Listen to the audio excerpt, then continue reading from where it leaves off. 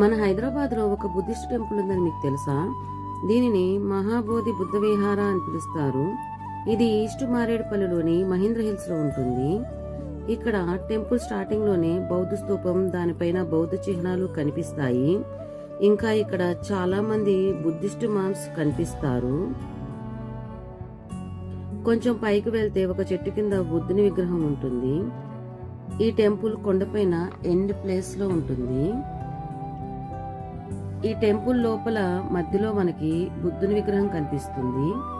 ఇక్కడ moms and భక్తులు రోజు ప్రేయర్ అండ్ మెడిటేషన్ చేస్తారు. ఇంకా ఇక్కడికి ఎవరైనా వచ్చి మెడిటేషన్ చేసుకోవచ్చు.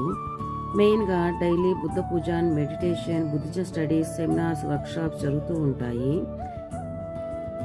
ఈ హిల్ పైన లొకేషన్ కూడా చాలా బాగుంటుంది. నాకైతే చాలా బాగా నచ్చింది. మరి మీకు నచ్చిందా చెప్పండి.